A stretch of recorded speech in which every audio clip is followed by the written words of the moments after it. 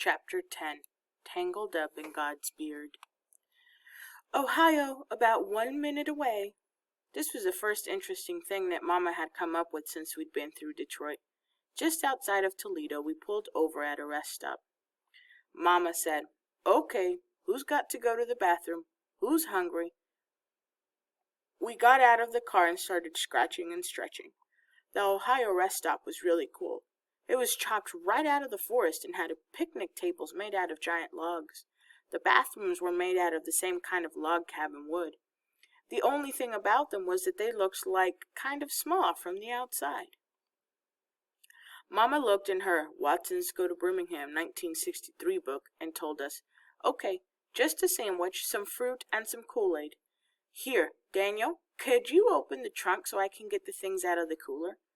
Well, Mama got the food and Dad looked under the hood of the brown bomber. I went to the door in the log cabin that had men carved onto it. As soon as I opened the door, I gagged.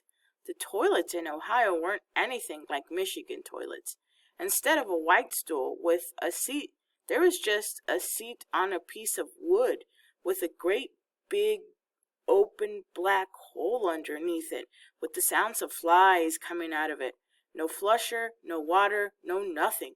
It looked like if you sat on the seat, you might end up getting sucked down under Ohio somewhere. I breathed through my mouth and spent only enough time in that log cabin bathroom to unroll a bunch of toilet paper. The woods outside looked like a whole lot better bathroom.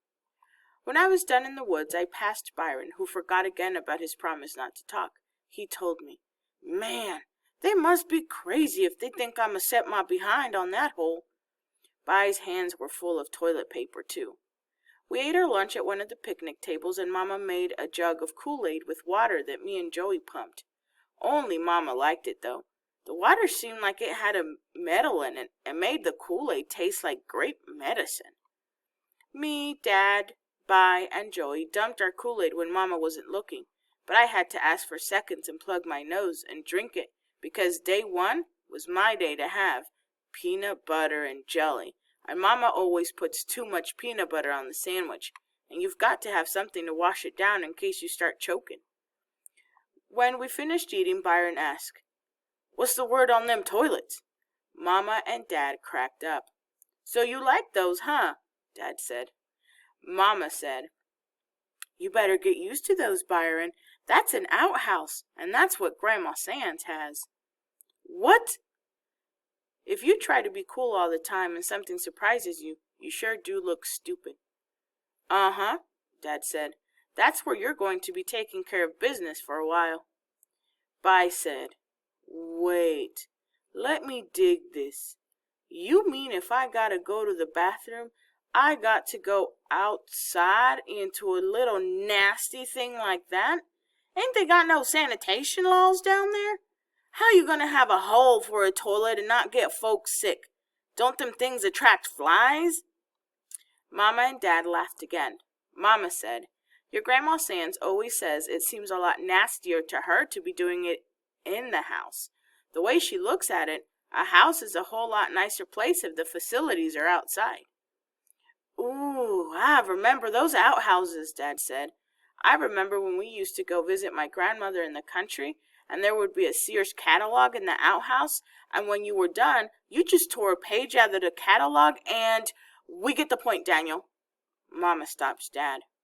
After lunch, By went back into the log cabin outhouse and came back with his pockets bulging with toilet paper. He told me, "Man, they must be on dope if they think I'm gonna wipe my butt on some rough old catalog paper." We loaded the cooler back in the car and got back on I-75. When you're 10 years old like me, some of the time, no matter how excited you are, no matter how hard you try, you just can't help falling asleep in the car. I did a lot better than Joey, though. She was out before I even sucked all the leftover peanut butter out of my teeth. She stretched out across the back seat, and me and Bi argued about who would hold her head and who would hold her feet. Joey drooled a lot, so it was the worst job to hold her head.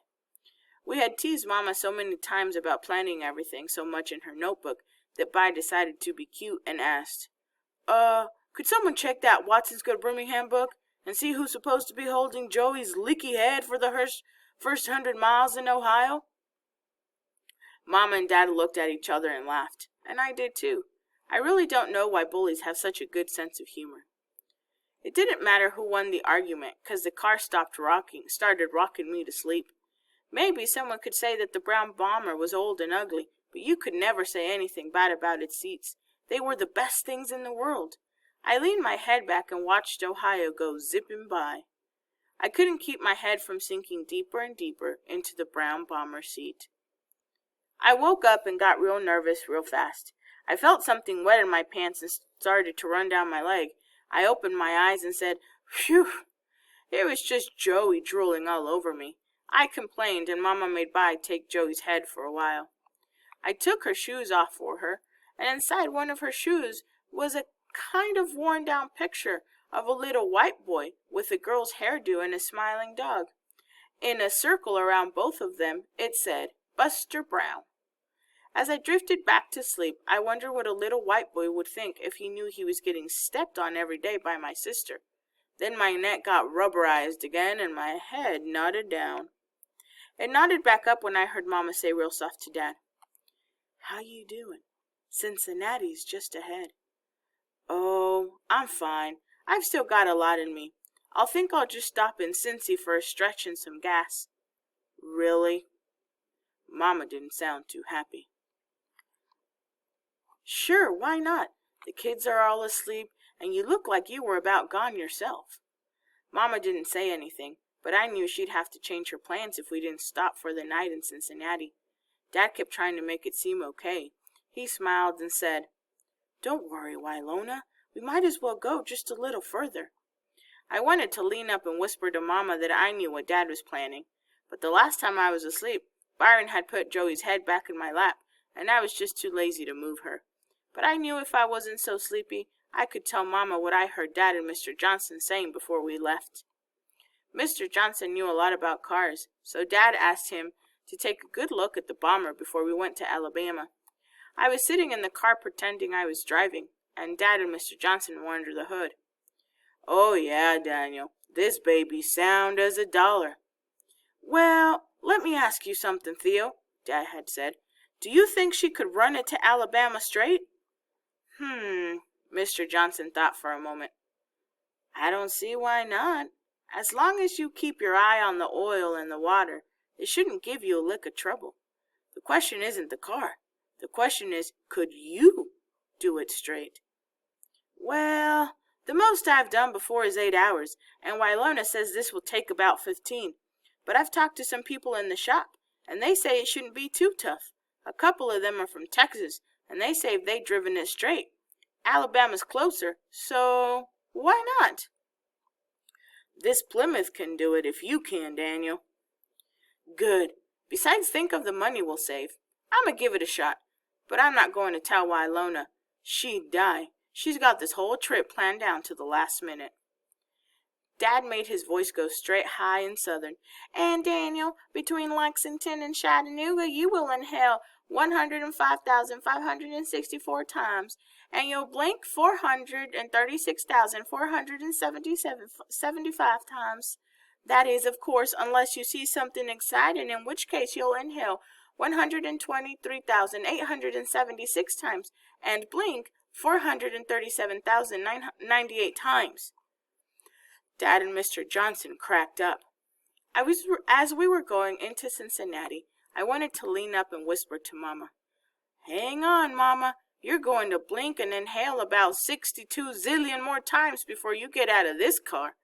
But the warm air and the highway noise and the brown bomber seats and the way Joey was breathing all pushed me back to sleep. I was out through most of Kentucky, even though we stopped at some more Ohio-style rest stops. I was so tired I even used a couple of outhouses, but I kept the door open and made Dad stand outside in case I fell in. He'd be able to pull me out. The next time I woke up, we were pulled over at a Tennessee rest stop. There were no bathrooms and no outhouses or anything, just a pump and a picnic table. When Dad turned the headlights off, everything disappeared into the blackest night anyone had ever seen. As we looked out of the woods, Mama checked her notebook, then announced, "This is the Appalachian Mountains. We're over 6,000 feet above sea level. This is higher than we've ever been before." And she didn't sound real happy about it either. All 4 doors of the brown bomber opened, and the weird Watsons got out. As soon as everyone was awake enough to look around, we all bunched up and hugged around Mama and Dad. Even cool Byron. Dad laughed. "What's wrong with you guys?" "Daddy, look how scary it is here," Joey said, pointing at all the giant shapes in the darkness. "Nonsense, Pumpkin. Those are just the mountains." What Dad was calling just the mountains were the scariest things I've ever seen. On every side of us were great big black hills, and behind these were even bigger blacker hills, and behind these were the biggest blackest hills. It looked like someone had crumpled up a pitch black blanket and dropped the weird Watsons down into the middle of it. The air up this high didn't seem right either. It made you feel like something bad was going to happen. If this was a movie, there would be loud, scary organ music playing right now. "Mama," Joey asked, sounding real scared, "where did all these stars come from?" We all looked up, and instead of seeing the normal amount of stars, it looked like there had been a star explosion. There were more stars in the sky than empty space. "That's because the air is so clean up here. This looks like the sky in Birmingham." Up close to us in the rest stop, we could see the pump.